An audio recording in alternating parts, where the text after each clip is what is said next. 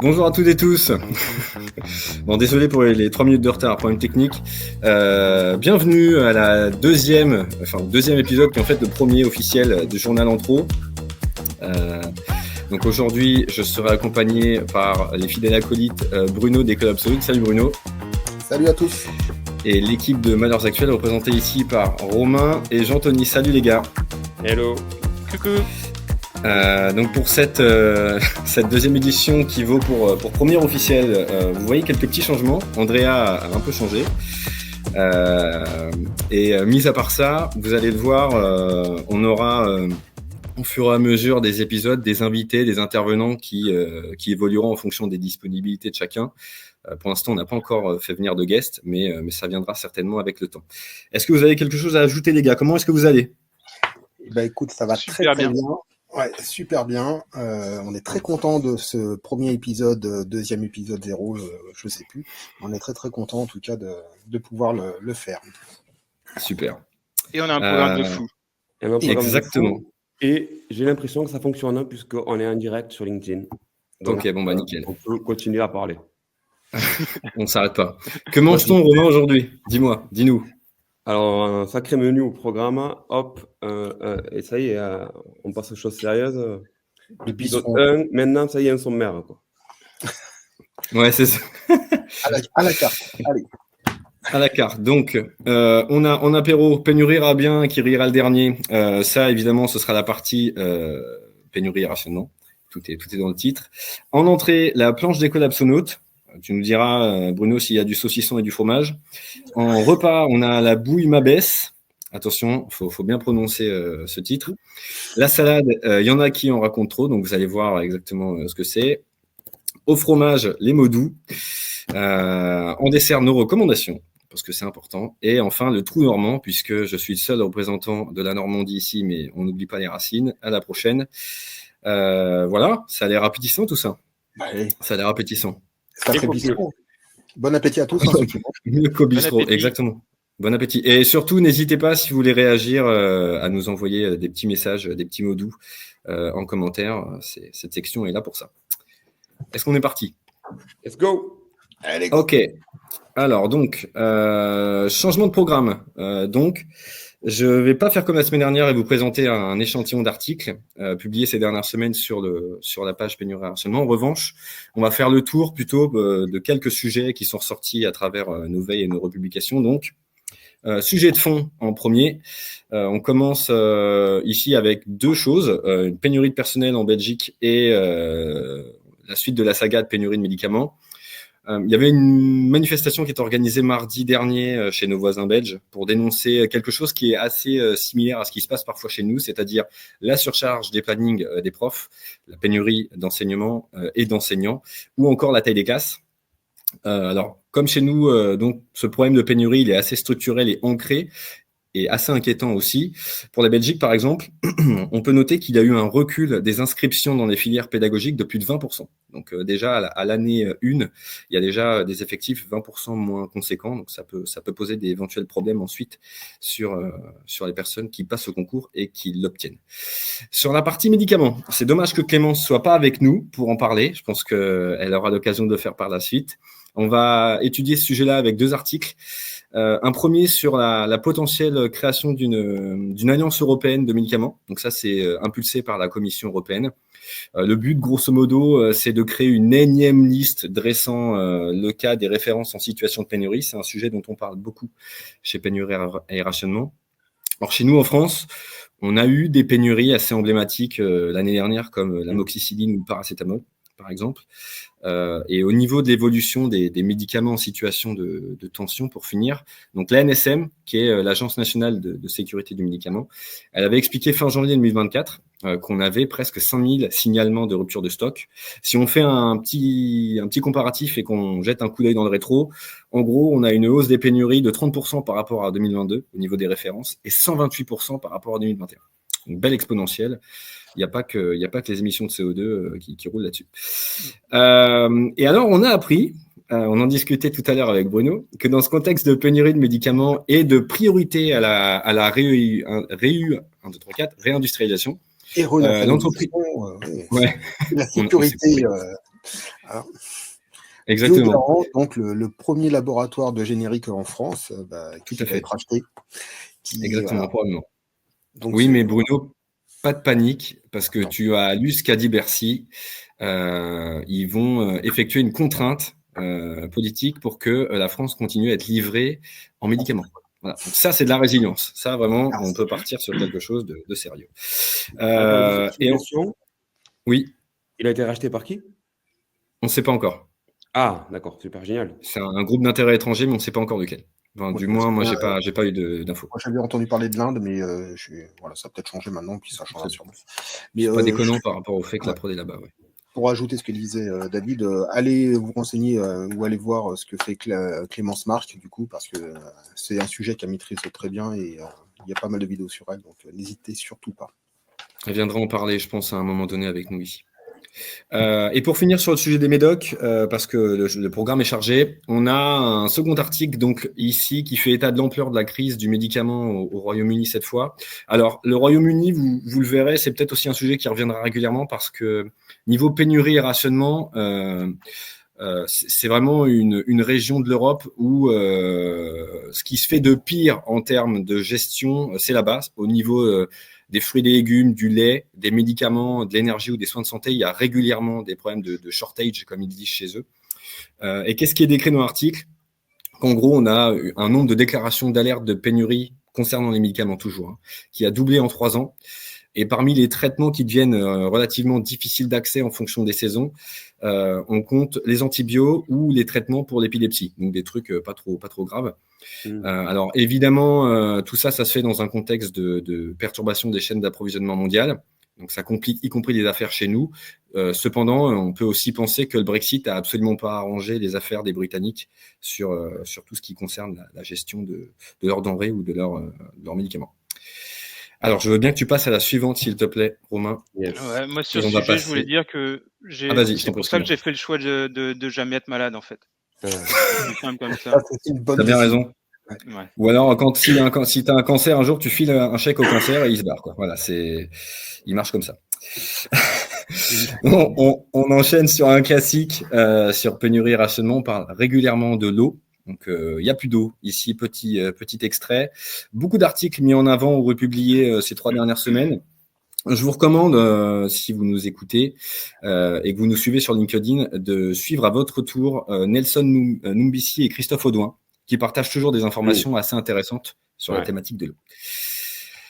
Alors, en premier lieu, qu'est-ce qu'on va regarder? Ici, un article publié par le média Sud-Ouest sur l'adoption d'un tarif saisonnier du prix de l'eau afin de faire baisser les consommations. Donc, c'est la première métropole française qui va mettre en place ce mécanisme, qui va grosso modo concerner 1 million de personnes.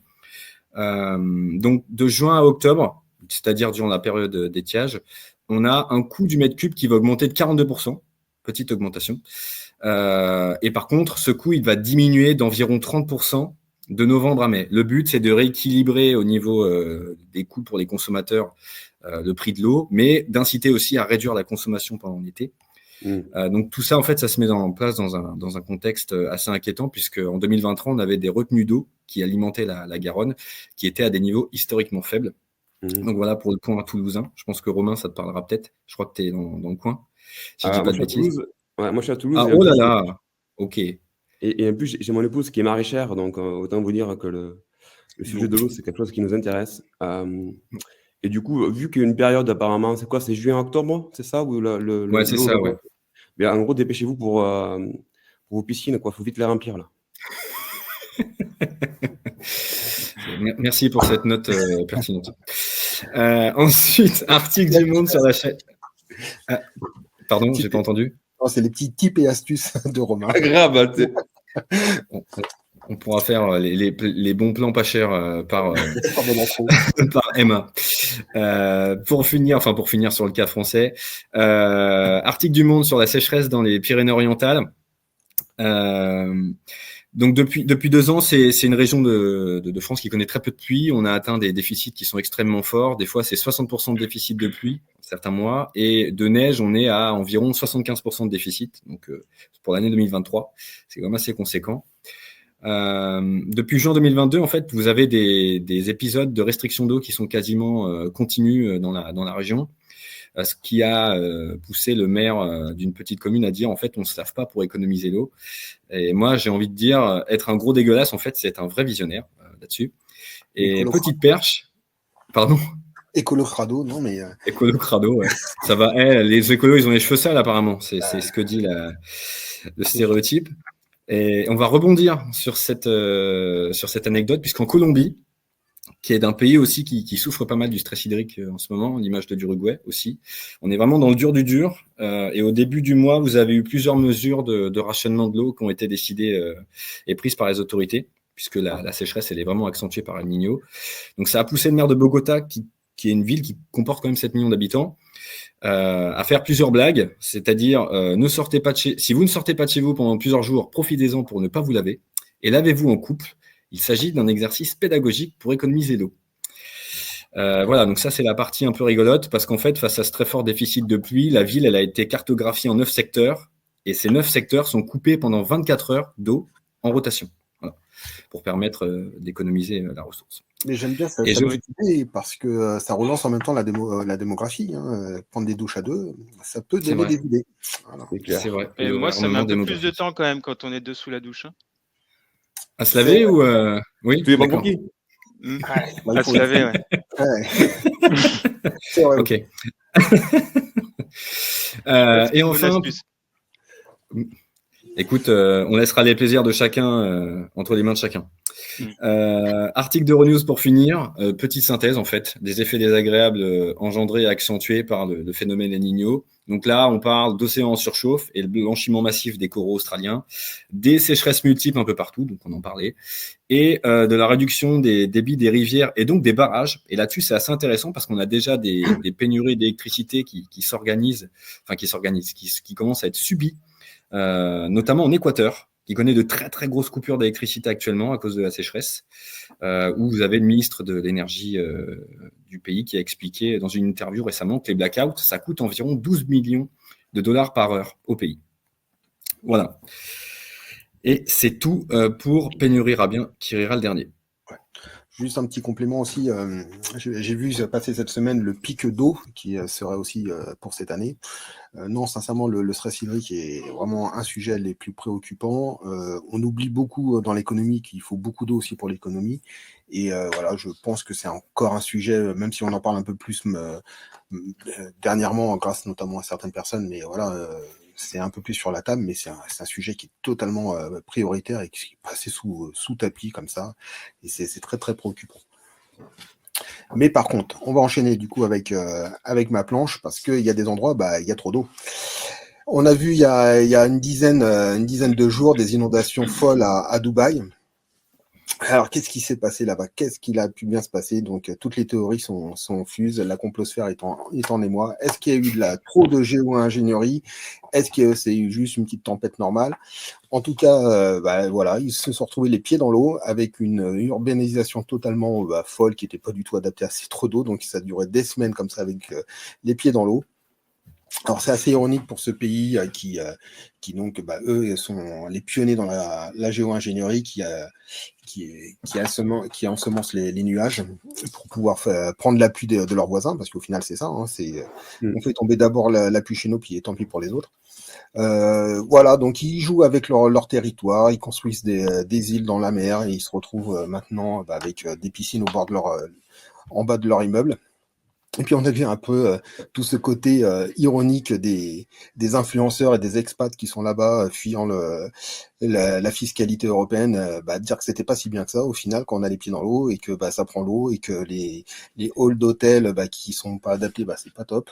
Donc voilà, c'était un peu ironique de voir ce pays si en avance qui pense que la technologie et l'énergie pourra répondre à tous leurs problèmes climatiques.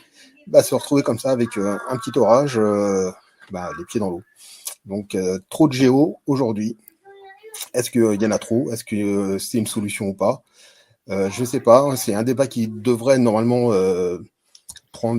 s'amplifier les prochaines années. J'ai vu encore passer cette semaine grâce à Malheur Actuel que la Californie a fait un petit test discrètement au-dessus du territoire pour pouvoir en ce moment réfléchir des rayons du soleil.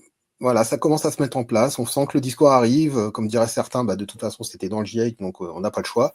On arrive, et puis on n'a plus le choix. Et du coup, on y va pour ces folies à se croire Dieu et à se croire qu'on peut tout gérer sans conséquence. Voilà. La question, c'est est-ce qu'ils ont récupéré les eaux de pluie du coup pour préparer les Jeux d'hiver, les Jeux Olympiques d'hiver? C'est les Jeux Olympiques d'hiver qui auront lieu. C'est en asiatique. Asiatique. Ah, pardon, excuse-moi. Voilà. Non, moi je pensais plutôt faire une Copa América urbaine. Voilà, un nouveau style de circuit dans la ville pour les bateaux et les catamarans. Donc, peut-être. Ou alors, comme je le mets dans ma pub, est-ce que c'est encore une autre stratégie marketing pour pouvoir faire parler de Dubaï et faire venir des influenceurs et des. Va savoir, peut-être. Si c'est le cas, c'est loupé quand même. Ça les attire. En tout cas, ils ont fait beaucoup parler d'eux. Et ça coûte moins cher que le PSG ou d'acheter le PSG. C'est vrai. C'est du soft power, mais un peu différent. C'est low-tech. Après, tu vois, on dit Venise va disparaître. Là, pareil, tu te balades en pirogue entre. Ouais. Voilà. Peut-être. Il faut y penser. Ils ont quand même très peu d'eau et je comprends que c'est un sujet primordial pour eux, mais quand on voit la folie immobilière, comment ils se construisent en si peu d'années, au bout d'un moment, ça dérègle tout ce qu'ils font. Donc, malheureusement, voilà. Du coup, les influenceurs, je vous passe la main pour Malheur Actuel, parce que vous avez traité aussi ce sujet. Ouais, et peut-être que ce sera aussi l'occasion pour nous de parler aussi du coup de géo-ingénierie et d'ensemencement. Mais je laisse Jean prendre la main sur la couve. Je peux présenter déjà Malheurs Actuels. C'est un collectif d'écolos à l'esprit subversif. Et on a pris le parti de traiter de l'actualité écologique sur un ton parodique. Donc ça, c'est pour la vitrine, la vue extérieure. La vue de l'intérieur, vous la voulez vraiment? Non. Allez. Allez, je la donne. C'est de la veille sur l'actualité écolo, c'est de la veille sur les médias, sur les humoristes, sur les influenceurs, sur les mémeurs, sur les scientifiques, sur les spécialistes. C'est de l'idéation, c'est de l'écriture, c'est de la mise en image, c'est du graphisme, c'est des débats, c'est de l'humour, c'est beaucoup de blagues, c'est des rires, c'est des larmes parfois, c'est du travail, c'est de la sueur. Voilà, c'est tout ça et encore plus. Et je crois que ça devait être dit parce qu'il y en a qui imaginent que Malheur Actuel, c'est un mec qui fait des mèmes sur un coin de table quand il a le temps. Que nenni, c'est du boulot. Regardez, par exemple, Romain, il a 20 ans, il en paraît 60. Il a payé un peu cher. Ça fait 2 ans qu'il fait ça. Et l'épaule de barbe, là, c'est Malheur Actuel. Ouais. Il n'avait pas de barbe avant. Et d'ailleurs, on peut en profiter pour lancer un appel. S'il y en a parmi vous qui sont écolos rigolos et qui ont envie de cramer leur vie par les deux bouts, vous pouvez nous envoyer un petit message, CV, lettre de motivation, 15 recommandations, 1236 1236 blagues et 12 entretiens. Et normalement, si vous réussissez ce processus de recrutement qui dure à peu près 3 ans, vous pourrez devenir bénévole blagueur 24 heures sur 24, 7 jours sur 7, comme nous, quoi. Je l'ai bien vendu? Ouais, c'est pas mal. Allez, franchement, ça donne envie. Je pense qu'on va avoir des mails. Et en tout cas, c'est très cohérent avec LinkedIn, donc on est bon, quoi. C'est bien. On est bon. Ouais. Bon, alors, chaque semaine, on publie une couverture satirique de magazine qui reprend les actualités écolo qui nous ont marqués. Et cette semaine, la voici. Donc, on a mis en une, comme notre ami Bruno, Dubaï et ses inondations. Donc, pour rappel, il est tombé l'équivalent d'1 an et demi de pluie en 24 heures. Et comme Dubaï, c'est aussi la ville des influenceurs et la vitrine du capitalisme débridé, on a titré Les sauts à Dubaï. Alors, certains y ont vu un jeu de mots, mais c'est vraiment pas notre genre, quoi. On n'est pas du tout là-dedans. Ensuite, tu peux passer 2 slides, parce qu'il y a un zoom sur la une. Ensuite, on a Chalut, tu vas bien? Oui, on n'a pas beaucoup plus que 5 ans quand on fait des jeux de mots chez Malheurs Actuels. Oh, comment... Mais en même temps, 5 ans, on dirait aussi que c'est l'âge de nos politiciens, quand par exemple, ils défendent le chalutage de fond dans des aires marines dites protégées. En contradiction totale avec toutes les recommandations des scientifiques. 1 sur la santé des océans, donc à terme sur la santé économique de l'activité de pêche, et 2 sur le climat, car il faut savoir que cette pratique, elle libère aussi des quantités énormes de CO2. Donc parce que rappelons-le, en fait, le chalutage de fond, ça consiste à ratisser les fonds marins à l'aide de gigantesques filets qui vont, détruire les habitats sous-marins qui ont parfois mis des milliers d'années à se former, 2, surexploiter la faune marine, et 3, effectuer une pêche non sélective avec un taux de rejet de 20% en moyenne. Donc la satire qu'on a faite, elle fait référence en fait à 3 infos récentes. La première, c'est que le Conseil régional de Bretagne s'est opposé à la création d'aires marines réellement protégées, dans lesquelles le chalutage de fond justement serait interdit. Deuxième nouvelle, c'est que la France fait pression sur l'Angleterre pour maintenir le chalutage de fond dans les eaux britanniques. Et 3, quand même une bonne nouvelle, c'est la Grèce qui a interdit la pêche au chalut dans l'ensemble de ses aires marines protégées, dont la surface va d'ailleurs être portée à 30%. Il y a quand même des bonnes nouvelles. Ouais, il y a parfois des bonnes nouvelles, mais celles-là, on les relaie pas chez Malheurs Actuels. Ouais, c'est pas intéressant en vrai. Elles passent à la trappe. Non, ça ne nous intéresse pas. Pas un petit clin d'œil à l'association Bloom, qui font un super travail et qui méritent un peu plus de considération de la part des politiques, je pense. Et Claire nous revient tout à fait. Et j'en profite aussi pour vous conseiller l'écoute d'un podcast qui s'appelle Green Letter Club, qui a reçu Didier Gascuel. Il a fait un épisode sur la surpêche qui est vraiment passionnant. J'ai appris plein de choses et c'est vraiment hyper éclairant sur les enjeux liés à la pêche et à la préservation des océans. Merci. Voilà bien pour ça. Plus léger. La nouvelle suivante, elle tire son inspiration d'un discours de Gabriel Attal la semaine dernière sur l'autorité à l'école. Donc rien à voir avec l'écologie. Il annonçait vouloir ajouter une mention dans le dossier Parcoursup des élèves les plus perturbateurs. Donc dans notre délire de persécution à peine exagéré, on a imaginé que les écolos pouvaient être considérés comme des fauteurs de troubles par ce gouvernement. Ils le sont. Et donc dès le plus jeune âge, si tu manges du quinoa, il y a moyen que tu sois fiché mauvaise graine. Méfie-toi. Et justement, j'en profite pour attirer l'attention de notre audience sur quelque chose qui est important pour nous, parce qu'on passe beaucoup de temps sur la couverture chaque semaine, et on passe aussi beaucoup de temps sur le texte qui accompagne la publication sur les réseaux. Et effectivement, là, on était particulièrement fiers de notre jeu de mots entre quinoa et mauvaise graine. Mauvaise graine. Ah, c'est cadeau. On voit que ça réfléchit. Hein. Ah non, mais... Vous pouvez pas savoir. Et enfin, dans le dernier encart, on voulait parler des élections européennes et de l'enfumage que représentent les campagnes. Donc on a imaginé Valérie Yé, candidate Renaissance, qui nous disait « Promis, cette fois, on ne vous ment pas, l'écologie sera bien le pilier de notre programme pour l'Europe. » Une sorte de redite macroniste de ce quinquennat sera écologique ou ne sera pas. Ne sera pas. Mais c'est comme l'Europe sociale. Hein. Comme on avait vu, ça fait 40 ans qu'on nous promet une Europe sociale. Quand est-ce ? Après, on ne sait pas, mais il y a peut-être un SAV. Hein. À la fin des 5 ans, si ça ne s'est pas bien passé, on peut tout imaginer. On a hâte de savoir. Et pour compléter un peu ce que dit Jean, il y a quelqu'un dans l'équipe qui a dit que ça serait bien qu'on essaie de mettre un peu en avant les élections européennes qui approchent. Et j'ai vu la semaine dernière, effectivement, qu'il y a eu un sondage qui était paru sur le peu d'intérêt qu'avaient les Français pour ces élections. Et c'est vrai que c'est important d'en parler aussi pour rappeler que ça arrive et que les résultats seront importants à la fois pour l'Europe, mais également seront un vrai indicateur pour le climat politique français et pour les quelques mois à venir. Donc, il faut être mobilisé. Ouais.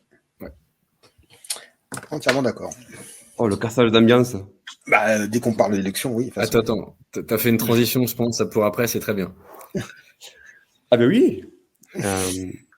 Donc, pour ce nouveau numéro, on a voulu donc parler de notre couverture de la semaine, mais on a voulu aussi mettre en avant quelques autres publications qu'on a pu faire avec l'équipe. Pierre Fou. Là, on en a choisi 3. On a choisi 3 qui permettent d'avoir un aperçu assez global de ce qu'on fait chez Malheurs Actuels. Donc, celui de gauche, c'est un exemple de quand on croise une actualité qui n'est pas du tout écologique et qu'on essaie d'y coller un sujet écologique dessus.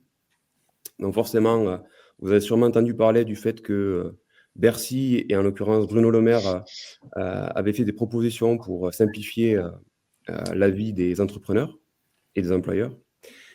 Et parmi les propositions qu'il a faites, il a proposé de simplifier le bulletin de paie en le faisant passer de 55 à 15 lignes. Donc ça peut être perçu comme une forme de transparence pour les salariés ou au contraire comme une forme d'enfumage. Donc je vous laisse choisir la bonne option. Et donc du coup, en fait, on a réfléchi à comment on pourrait faire le lien avec l'écologie.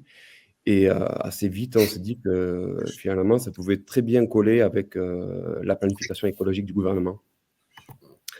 Et donc, on passerait d'une planification qui est prévue à une page blanche qui finalement colle plutôt bien à la réalité.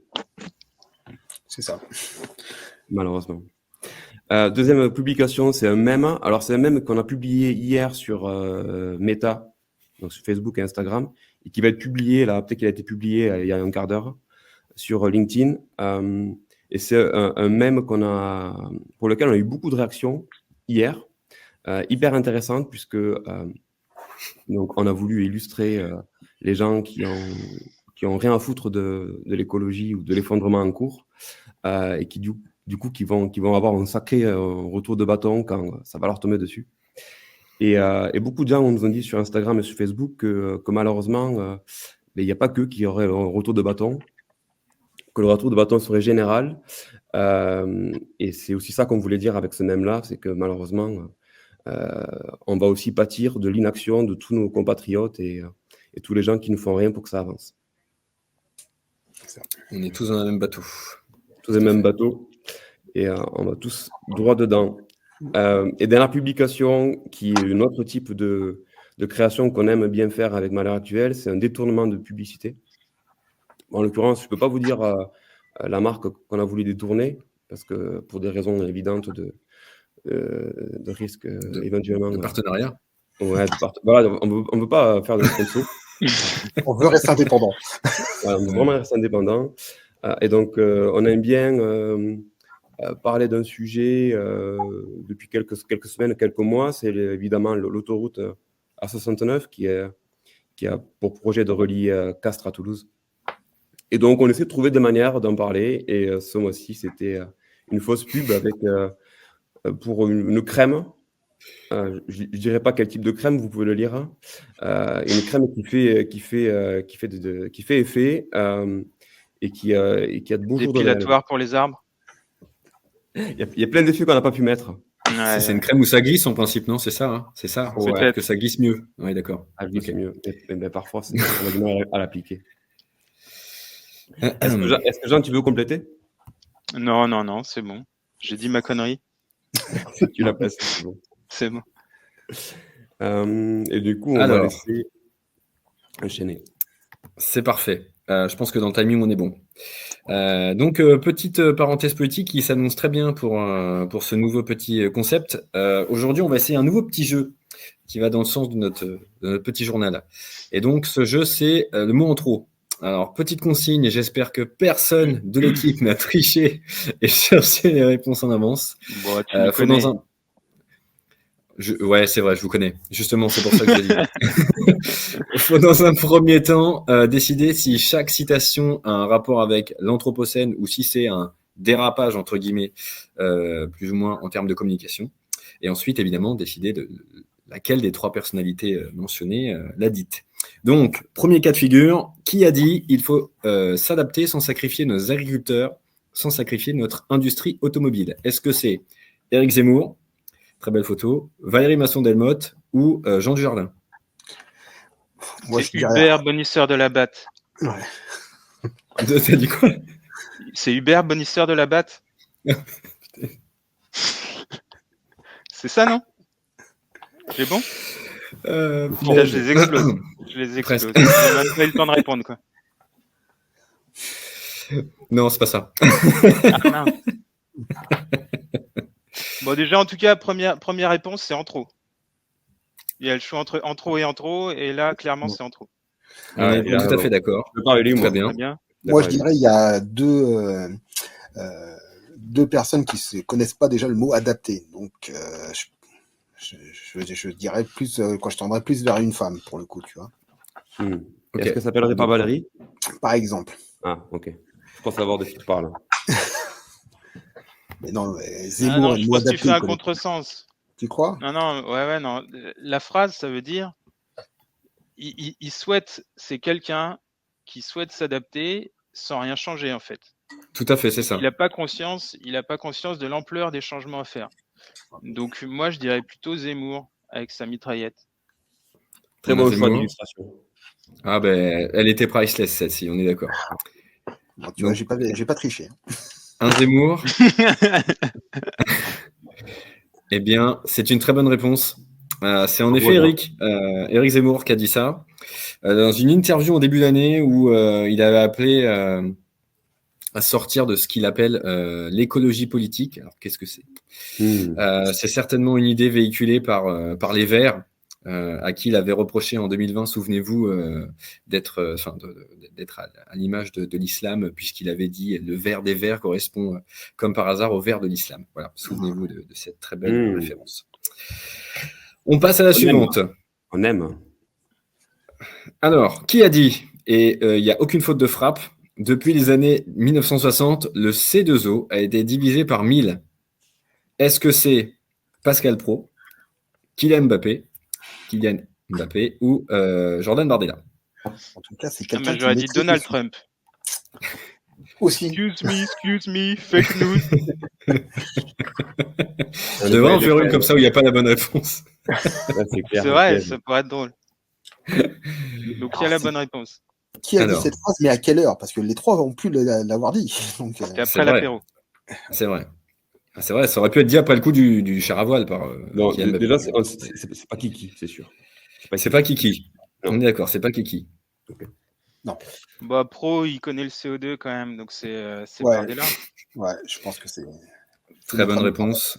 Très bonne réponse. Et il y a un post assez ancien de mon pote qui avait été remis sur le devant de la scène, je crois, il y a 2-3 semaines, qui avait justement mis en avant cette capture vidéo. Donc évidemment, c'est Jordan Bardella qui avait déclaré cette phrase au moment de la grande confrontation de 2021. Il y avait Audrey Poulevard, je crois, notamment sur le plateau, parce qu'on ne voit quasiment qu'elle sur l'extrait. Il avait un peu tout confondu, puisqu'il parlait pêle-mêle des métaux lourds, donc du C2O et des suies. Et son argumentaire, ça visait à expliquer toujours la même chose, c'est-à-dire que finalement, on en faisait déjà pas mal en France. Bon, est-ce qu'on n'exagère pas un petit peu trop? Voilà. Et dernière. Attends, je rebondis juste sur Bardella. Vas-y, excuse-moi. N'oublie pas qu'il y a les élections dans 2 mois. Voilà. Ce mec-là, il a été autant au lycée que moi, à peu près. Donc, il n'est jamais à la Commission européenne. Donc, à un moment, arrêtez de vous faire avoir, quoi. Oui, il y avait un documentaire qui disait qu'au Parlement, il l'appelle Bardépala. Voilà. Ah, c'est bon, ça. Ouais, c'est joli, hein, c'est très mignon. Validé par la rédaction de Mal Actuel. Enfin, troisième question. Voilà. Et on vous donne du boulot, les gars, franchement. Gratos. Allez, qui a dit? Nous avons compris que, de manière délibérée et donc assumée, les faits scientifiques sont soit minorés, soit tout simplement non pris en compte. Est-ce que c'est Greta Thunberg? Est-ce que c'est Christophe Cassou? Ou est-ce que c'est notre champion de boxe national, Emmanuel Macron? Et tireur de pénalty. Oui, c'est vrai. Il fait de l'ombre à Kiki. Bon, je dirais bien que Christophe, dont je salue le combat sur la 69 aussi, par rapport tout à l'heure, est tellement désabusé par les politiques que ça pourrait être lui. Ok. C'est forcément scientifique. Donc Emmanuel Macron, je dirais. Et c'est une bonne réponse? Non. Sérieux? Non. Et Romain, qu'est-ce que tu en dis?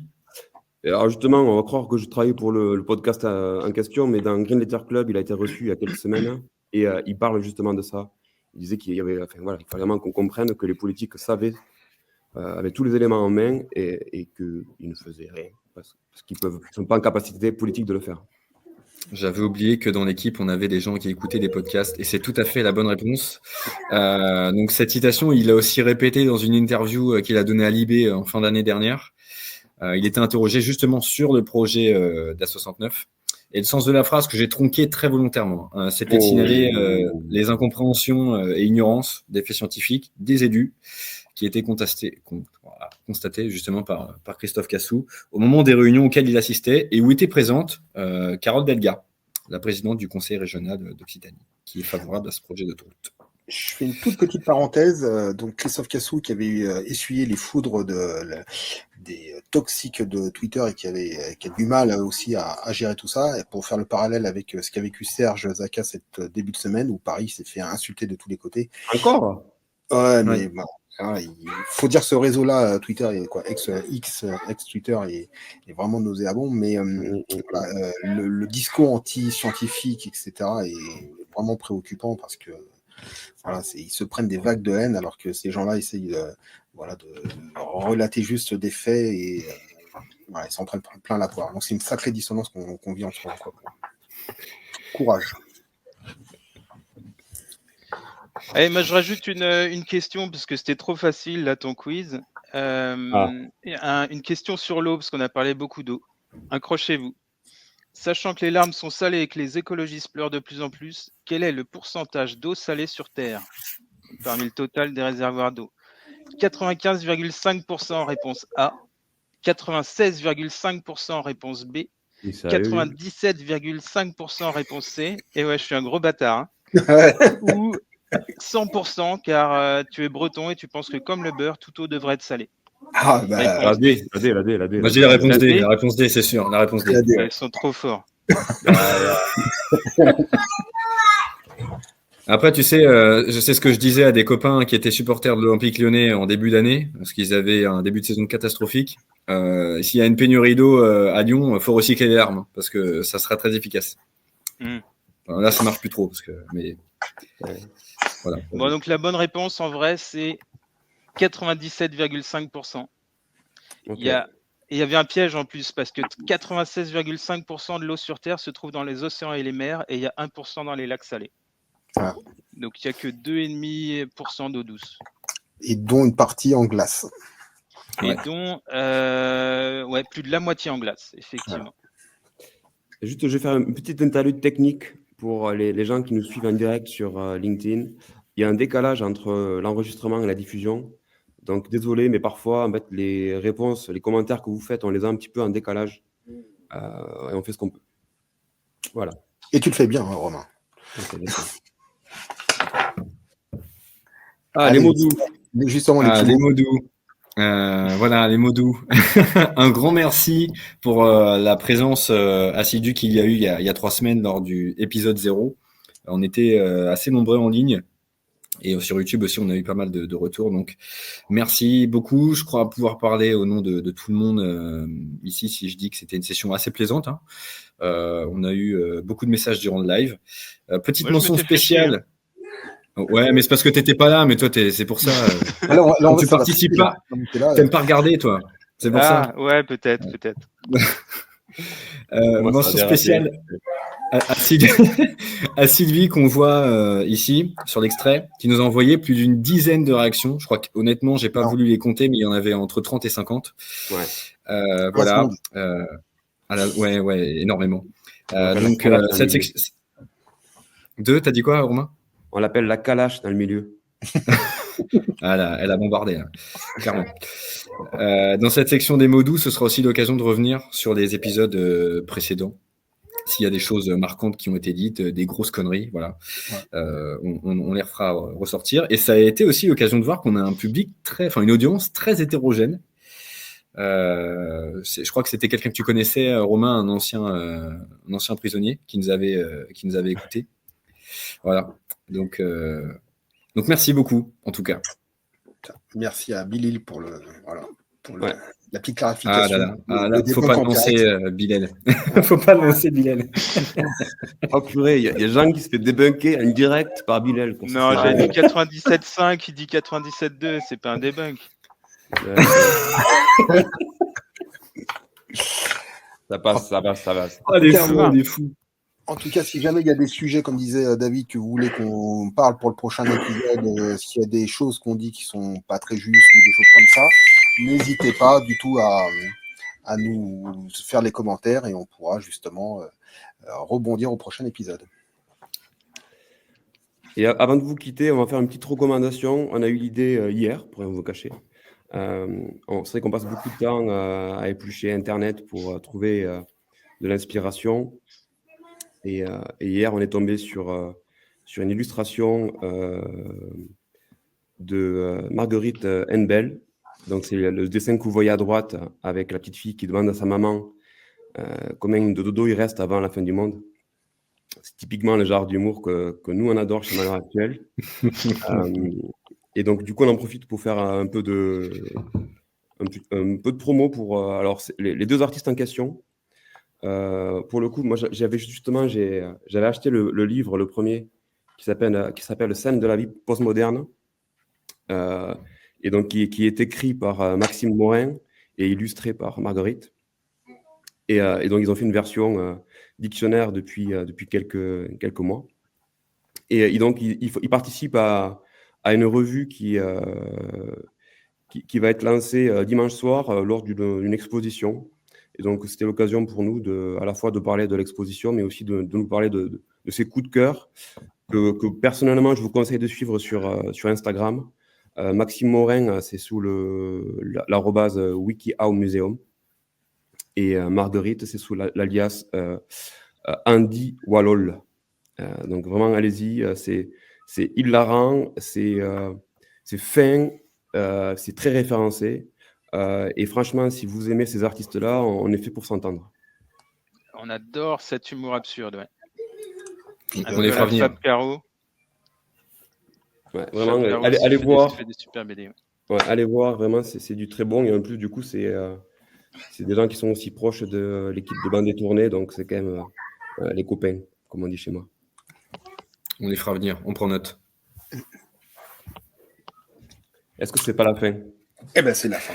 C'est une très belle fin. Mais on reviendra, quand même. Bien sûr. Et bonne digestion. Bon, et encore une bonne session, 42 minutes, on a tenu le créneau. Voilà. On est bien. Bravo messieurs. Je ne sais plus combien on avait fait, mais la semaine dernière. Enfin, il y a 3 semaines, pardon. Jean, voilà. Un petit mot? Des trucs à ajouter? Un petit mot, le mot de la fin. Okay. Mais F-A-I-M. Exactement. Un petit jeu de mots final, ouais. La fin de la fin. Non, le début de la fin. Le début de la fin, exactement. Ça peut être le nom du prochain épisode. C'est vrai. Voilà. Et pour rebondir sur ce que disait Bruno, n'hésitez pas à nous dire s'il y a des sujets qui vous intéressent. Et on essaiera de faire en sorte la prochaine fois de peut-être laisser un espace questions-réponses en fin d'émission. Parce qu'en fait, on voit vos commentaires qui arrivent. Et l'idée, peut-être que ça serait de réussir à en retenir certains sur lesquels on pourrait rebondir de manière asynchrone et pertinente. Yes. Parfait. Merci à tout le monde. On a une félicitation assez particulière. Bravo, vous respectez votre programme, pas comme l'autre. Oh, bah. Merci beaucoup. On essaye. Allez, ok, bon, allez, salut les gars. Au revoir tout le monde. Bonne fin de journée, salut. Ciao.